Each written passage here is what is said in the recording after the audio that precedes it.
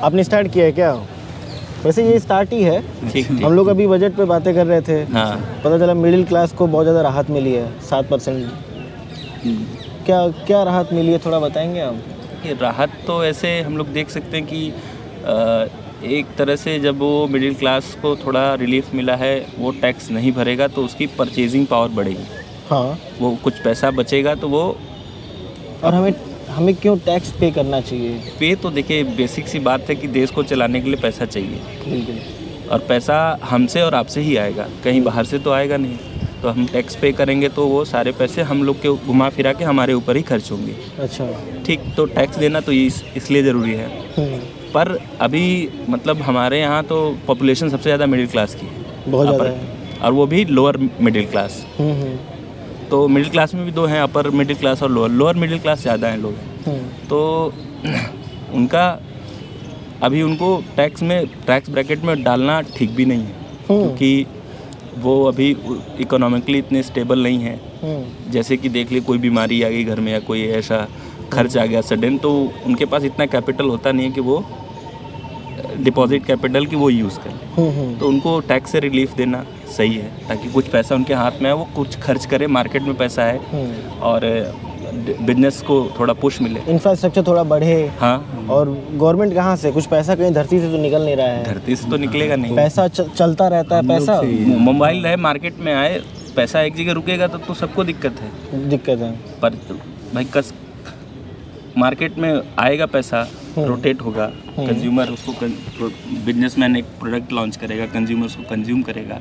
तो इससे डायरेक्ट और इनडायरेक्ट रेवेन्यू गवर्नमेंट को और कस्टमर को और मतलब बिजनेस हाउसेस को सबको पैसा मतलब फ्लो होगा, एक बनेगा, हेल्दी फ्लो बनेगा। अच्छा। तो इसी हेल्दी फ्लो को बनाने के लिए टैक्स ब्रैकेट को थोड़ा स्ट्रेच किया गया है। पर इसका दूसरा भी है कि आप जिस तरह से महंगाई को देख रहे हैं, 7 लाख तो अगर 4 लोगों की फैमिली है तो सफिशिएंट नहीं है। अगर ठीक ठाक लाइफ देखने, आप स्कूलिंग देख लीजिए कितनी महंगी हो गई है, बहुत ज़्यादा। 20-20 हज़ार रुपये महीने खर्चा करने पड़े हैं बच्चों को पढ़ाने के लिए। एक decent amount of quality of education के लिए इतना पैसा खर्च करना पड़ रहा है। तो अब इसी को बैलेंस थोड़ा गवर्नमेंट भी बैलेंस करने के लिए वो स्ट्रेच की है, तो टैक्स ब्रैकेट को स्ट्रेच करने का ये है। और ये रही मतलब बजट पे बात, अब ज़्यादा नहीं, हम कोर्स पे आते हैं, एजुकेशन पे आते हैं। तो पूछना चाहते हैं, नाम आपका क्या है? विकास राय नाम। और आपका? राहुल यादव। दोनों लोग, हम अभी कुछ देर पहले बातें कर रहे थे, तो दोनों सीनियर्स लोगों का पता चला कि ये अभी BHU से PhD कर रहे हैं। एक लोग जियोलॉजी से कर रहे हैं और एक लोग बायोकेमिस्ट्री से कर रहे हैं। तो एक ग्रेजुएशन लाइफ रही होगी, एक मास्टर्स लाइफ रही होगी, उसके बाद आज PhD कर रहे हैं। तो क्या प्रोसेस है, क्या सारी चीज़ें हैं, थोड़ा सा जियोलॉजी के बारे में आज जानेंगे, और बायोकेमिस्ट्री लगभग उसी में सबको इंक्लूड कर लिया जाएगा, लाइफ साइंस। तो स्टार्ट करते हैं जियोलॉजी से। एक हमारे सीनियर हैं, उनके पिताजी जियोलॉजी डिपार्टमेंट से पढ़े थे और आज वो MP में कहीं डैम वैम में कहीं उनका है। अगर वो साइन ना करें तो आज के ज़माने में कुछ वो बने ना। तो जियोलॉजी कितना बेहतरीन है हमारे लिए, भारत के लिए, सबके लिए, कुछ बताएंगे?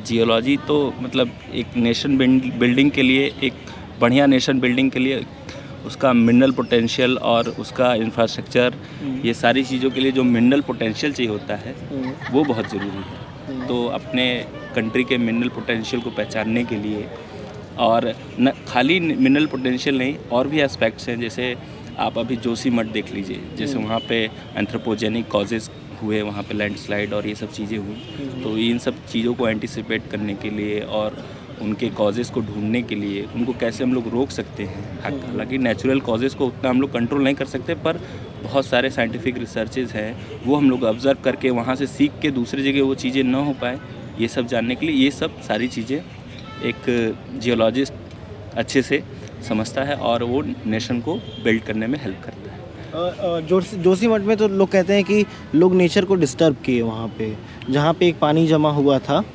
अंडरग्राउंड वाटर, उसमें होल कर देने से ढेर सारा पानी बह रहा था, उसकी वजह से दरारें आ गई जोशीमठ में। अब उसमें यही है कि आप एक तरह से देख लीजिए कि आप कोई भी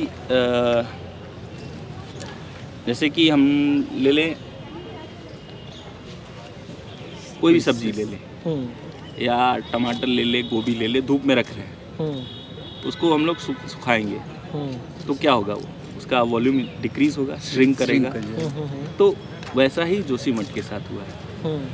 हम लोगों ने ग्राउंड वाटर को पंक्चर किया, वो वहाँ से पानी परकोलेट बाहर हो गया, निकल गया किसी भी तरीके से, और वो श्रिंक कर गया साइज। ठीक, और भी सारी चीज़ें हैं, जैसे कि हिमालयन रीजन हमारा हाईली अनस्टेबल रेंज है। वो हिमालयन रेंज बना ही हमारा है यूरेशियन और इंडियन सब कॉन्टिनेंट जब एक दूसरे से टकराए, कोलिजन हुआ, तब वो बिल्ट हुआ।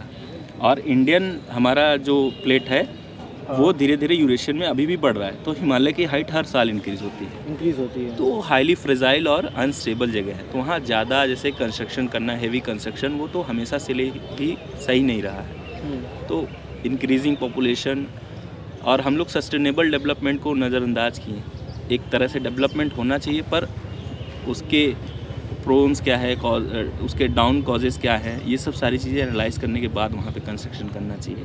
वहाँ पे ये चीज़ें तो लोगों ने मालूम करने की लोगों ने नहीं की, गवर्नमेंट ने नहीं ध्यान दिया, सबकी उसमें गलती रही। अब बिल्डिंग अगर बन रहा है, वहाँ होटल्स बन रहे हैं, तो कहीं ना कहीं गवर्नमेंट भी इसमें इन्वॉल्व है और लोग भी इन्वॉल्व है। तो ये सब चीज़ें अगर नज़रअंदाज करोगे तो नेचर है वो तो अपने ही तरीके से चलता है, उसको कोई कंट्रोल नहीं। ऐसा भी नहीं बोल सकते कि छुपा रुस्तम जगह था। नहीं, ऐसा तो बहुत फेमस जगह, बहुत फेमस जगह है, और उसकी हर चीज़ की एक कैपेसिटी होती है। अब अगर कैपेसिटी से ज़्यादा उस पर कुछ करोगे तो दिक्कतें तो होंगी। और लोग कहते हैं कि अब ख़त्म है जोशीमठ, अब उसका अस्तित्व एक दिन ख़त्म हो जाएगा, ऐसे ही टूट के निकल जाएगा। नेचर वाइज देखे तो जोशीमठ ख़त्म थोड़े ना हो जाएगा। वो चीज़ें एक ह्यूमन के थ्रू हम लोग देख रहे हैं कि वहाँ पे घर ख़त्म हो जाएंगे, पॉपुलेशन ख़त्म हो जाएंगे।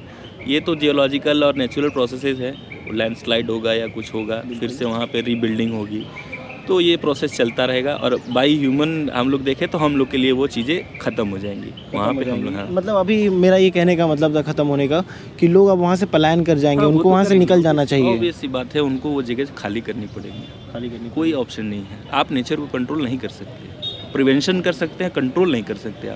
आप जियोलॉजिस्ट होते हैं वहाँ पे इस समय, तो क्या स्टेप लेते हैं? स्टेप तो अभी ऐसा बोले ना आप कि नेचर को आप कंट्रोल नहीं कर सकते, आप प्रिवेंशन पे ध्यान दे सकते हैं। तो आप ऐसा कर सकते हैं कि वहाँ पहले एवैक्यूएट करें, वहाँ पे पहले सर्वे कराया जाए कि कौन कौन से एरियाज़ हैं जो हाईली रिस्क जोन में आते हैं, हाईली प्रोन जोन है, वो खाली कराते वहाँ पे, और उनको या तो मैनमेड तरीके से लैंडस्लाइड करा के, या फिर नेचुरली अगर हो रहा है तो उसको अगर रुक पाए तो उस पर एक्शन लिया जाए, पैकिंग करके या कुछ भी करके उसको रोका जाए, नहीं तो उसको डेमोलिश करके फिर से उस पर रीबिल्डिंग, फॉरेस्ट वगैरह या फिर ये सब रीफॉरेस्टेशन वगैरह करा के उसको छोड़ देना, एज इट इज़ छोड़ देना चाहिए। उसका यही सोल्यूशन है। सुधीर चौधरी सही बोलते थे कि क्यों लोग वहाँ पे जाके घर बनवाए, क्यों रहने लगे। वो तो बड़ी सही बात, पता करना चाहिए था, इसमें सरकार की गलती नहीं है। सरकार भी है।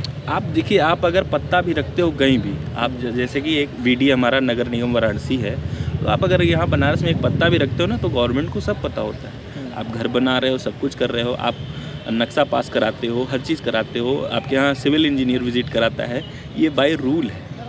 भले आप इम्प्लीमेंटेशन हो रहा हो, नहीं हो रहा हो, पर एक शहर में अगर एक पत्ता भी रखा जाता है तो गवर्नमेंट को पता होता है कि वो चीज़ें यहाँ हो रही हैं, तो वो चीज़ें नज़रअंदाज की गई। और उसी का तो यही कहेंगे कि मतलब बायोटेक्नोलॉजी, अब बायोकेमिस्ट्री, लाइफ साइंस पे जुड़ा है क्या इसमें? हाँ, एक्चुअली क्या है कि लाइफ साइंस ब्रॉड सब्जेक्ट है। उसमें क्या कहते हैं, जूलॉजी, बॉटनी और एनिमल साइंस और प्लांट साइंस, ये सारे इंक्लूडेड हो जाते हैं। और तो बायोकेमिस्ट्री, बायोटेक्नोलॉजी लाइफ साइंस में ही इंक्लूडेड हो जाते हैं। तो इसमें क्या होता है कि लाइफ साइंसेस ब्रॉड सब्जेक्ट है, उसमें से बायोकेमिस्ट्री एक ब्रांच है। तो इसमें बायोकेमिस्ट्री में हम मतलब केमिस्ट्री एक्सपेक्ट से और बायोलॉजी दोनों को मिला के मतलब स्टडीज़ उसमें किया जाता है। केमिस्ट्री और बायोलॉजीज़ को मिला करके, हाँ। जैसे कोई एक एग्जांपल के तौर पे हम लोगों को समझाना जैसे क्या कहते हैं, अगर कोई जैसे वैक्सीन डेवलपमेंट हुआ या फिर कोई ड्रग्स डिस्कवरी हो रही है, तो वो केमिकली सिंथेसाइज होगा, ठीक है। फिर उसके बाद हम उस पर माउस मॉडल या फिर कोई भी ड्रोसोफिला मॉडल या फिर एनिमल मतलब हम ह्यूमन पे भी उस पर मतलब ट्रीट करके उसको Trial. हाँ ट्रायल कर सकते हैं और देखने के बाद हम ये कितना इफ़ेक्टिव है कि ये हमारे मतलब डिजीज़ को मतलब Cure रोक कर सकता है, हाँ पाएगा कि क्योर कर पाएगा या फिर नहीं। तो इस एक्सपेक्ट से मतलब ये है बायोकेमिस्ट्री का। बायोकेमिस्ट्री हाँ या लोग कहते हैं केमिस्ट्री में हमने पढ़ा तो हम फार्मास्यूटिकल में जाएंगे, हाँ तो बायोकेमिस्ट्री में भी पढ़ के फार्मास्यूटिकल में जाएंगे? नहीं इसमें एक्चुअली क्या है, वो जो फार्मास्यूटिकल होता है ड्रग्स, उसका एप्लीकेशन है बायोकेमिस्ट्री में। अच्छा। हाँ हम क्या करते हैं इसमें क्लिनिकल ट्रायल्स में जा सकते हैं, क्योंकि यहाँ पे क्या है कि जैसे फार्मास्यूटिकल में सिर्फ ड्रग्स बनते हैं, ठीक है, उसका क्या कहते हैं हम जब तक क्या कहते हैं उसका ट्रायल नहीं करेंगे तब तक वो हमारे मार्केट में अप्लाई नहीं हो पाएगा, अवेलेबल नहीं हो पाएगा वो। हाँ। तो इसलिए इसमें क्या कहते हैं एक स्टेप आता है रिसर्च में कि क्या कहते हैं यहाँ पे बायोकेमिस्ट्री या फिर बायोटेक्नोलॉजी से जो रिलेटेड साइंटिस्ट होते हैं उनके पास मतलब ड्रग्स भेजे जाते हैं फॉर ट्रायल के लिए। ट्रायल के लिए। हाँ या तो एक क्वेश्चन का जवाब दीजिए फिर, जो कोविड-19 की वैक्सीन बनी, क्या इसके ट्रायल सही से हुए? हाँ इसके फर्स्ट ट्रायल्स तो मेरे हिसाब से तो सही थे। सही थे। हाँ सही। एक ड्रग को जैसे कोई वैक्सीन लॉन्च होती है, आप लोगों को क्या पढ़ाया गया है नहीं, कि actually- कितने दिनों में वो अवेलेबल हो जाएगी मार्केट में? ट्रायल पीरियड 1 2 3 ट्रायल होता है। नहीं एक्चुअली इसमें क्या होता है कि इसमें मास एक्सपेक्ट देखा जाता है कि जैसे अगर कोई एनिमल है पर्टिकुलर कोई भी जैसे हम पहले 10 एनिमल पे ट्रीट करके देख सकते हैं। जैसे पहले छोटे छोटे जिसमें नॉन एथिकल्स एथिक्स भी आ जाते हैं इसमें, जैसे अगर हम डायरेक्ट ह्यूमन पे ट्रायल नहीं कर सकते हैं, डायरेक्ट नहीं कर सकते। नहीं, और पहले हम माउस मॉडल पे कर सकते हैं या फिर ऐसे छोटे फ्रॉक को माउस को परेशान किए, फिर उसके बाद आदमियों को परेशान करेंगे ना। हाँ क्योंकि उनके जीन सिमिलर मिलते हैं ना, होमोलॉगी होते हैं, होमोलॉगस। हाँ सीक्वेंस होते हैं। तो इस वजह से क्या कहते हैं अगर जितना इम्पैक्ट उन पे कर रहा है उतना ही इम्पैक्ट हमारे ह्यूमन पे भी करेगा। तो हाँ इस वजह से क्या कहते हैं पहले ट्रायल किया जाता है। तो सारे दवा चूहों और मेढकों पे ही क्यों ट्राई किए जाते हैं? ज़्यादातर तो माउस हम सुनते हैं, क्यों माउस? हम कितना मिलते जुलते हैं माउस से? होमोलॉजी एक्चुअली ये पूरा उसका सीक्वेंसिंग का वो है, बट इसमें हम ये नहीं कर सकते कि कितना सिमिलर हम हैं। तो बट क्या कहते हैं कुछ ऐसे पर्टिकुलर जीन होते हैं जिनका सिमिलरिटीज़ मिलती हैं और कुछ नहीं भी मिलती हैं। हाँ तो ये हम एग्जैक्टली नहीं बता सकते, ये स्टडी पे ही हो सकता है। ये जो दवा आता है, हर दवा जैसे दर्द की दवा का कंपोजिशन आज से 100 साल से लेकर अभी तक एक ही रहा होगा, बदलता तो है नहीं। पैरासीटामोल जो भी नाम रख लो, अंदर कंपोजिशन में पैरासीटामोल होगा ही। तो ये दवाओं के नाम हर 2-3 सालों पे बदल क्यों जाते हैं? जैसे एक दवा मार्केट में आ रही, फिर वो बंद हो गई, फिर दूसरी आने लगी नाम बदल के, ऐसा क्यों होता है?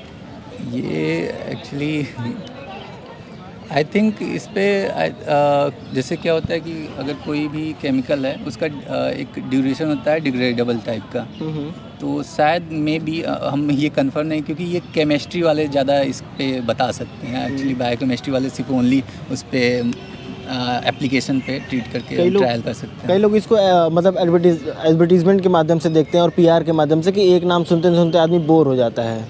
वो भी है।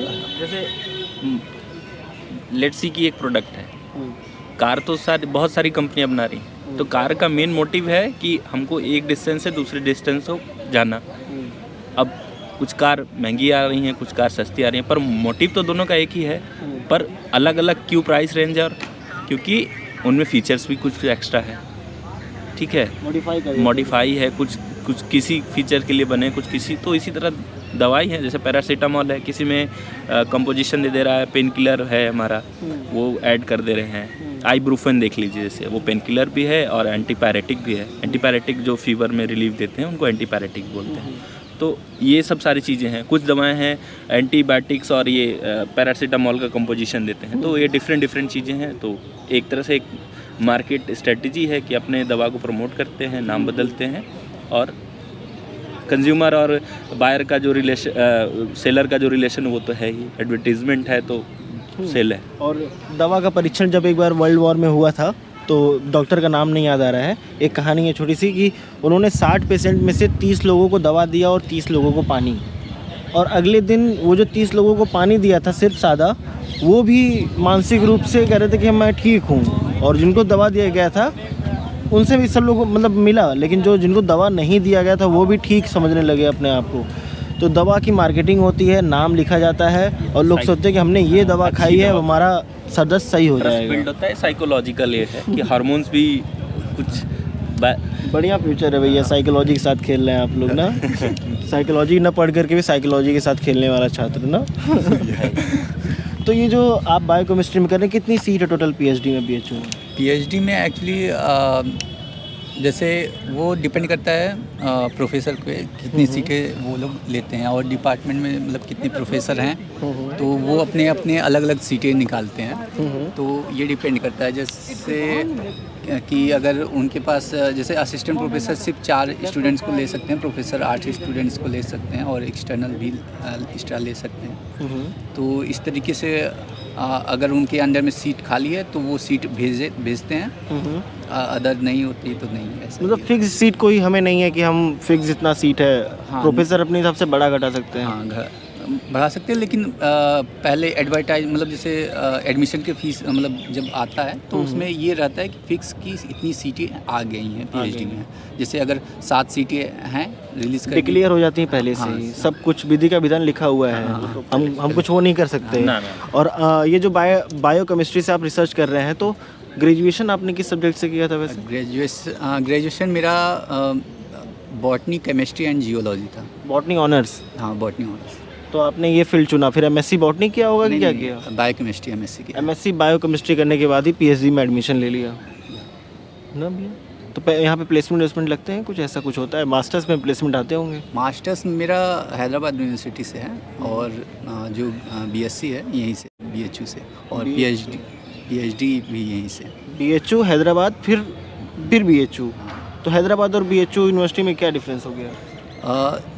एक्चुअली वहाँ पे इंस्ट्रूमेंट मतलब वहाँ पे एमएस जैसे इंस्ट्रूमेंट फैसिलिटीज़ अच्छी हैं, लैब बढ़िया है वहाँ पे? हाँ, लैब भी बढ़िया है, और वो साउथ साइड में है और बहुत अच्छा है, बढ़िया वहाँ पे। है। हाँ, बढ़िया। आप कहाँ से वैसे? मैं यही भदोही से हैं, भदोही से। हाँ, 45 किलोमीटर है यहाँ से। तो होम टाउन प्रेफर किया है, क्योंकि अब जैसे लॉन्ग टर्म 5 इयर्स करना है तो इतना दूर जाके ये थोड़ा सा होम टाउन में आकर के अब पीएचडी तो लोग कह रहे हैं 3 साल में सबमिट करना पड़ेगा, 5 साल ये डिपेंड करता है इस सुपरवाइज़र और स्टूडेंट पे कि क्या कहते हैं, आप कितना इफेक्टिव काम करते हैं। 3 साल में कर सकते हैं या फिर और 5 साल में कर सकते हैं। अच्छा भैया, सुपरवाइज़र की बात की तो हमको एक बात याद आ गई। क्या ये सुपरवाइज़र अच्छे होंगे तो क्या पीएचडी 3 साल में हो जाएगी, कि अच्छे होंगे तो 5 साल में होगी? ऐसा अच्छे बुरे वाली बात नहीं है, ये डिपेंड करता है आपका बुरा मैं बोला ही नहीं हूँ, मैं अच्छा बोल रहा वो था। अच्छा जो भी है, जैसे कि ये स्पेसिफिक गाइड आप पे काम के ऊपर भी डिपेंड करता है कि आप कौन सा फील्ड उठाए हो, उस पर कितना ब्रॉड वर्क हो चुका है, बहुत सारी चीज़ें उस पर रिलेट करती हैं। ऐसा ये गाइड के या स्टूडेंट के वर्क पे तो डिपेंडेंट तो है ही, पर आप क्या टॉपिक सेलेक्ट किए हो, कितना वास्ट टॉपिक है, कितना उस पर टाइम कंज्यूम करता है, वो डिपेंड करता है आपका कि आपका थीसिस कब तक सबमिट हो पाएगा। मैक्सिमम 5 ईयर है? मैक्सिमम आपका 5 ईयर है।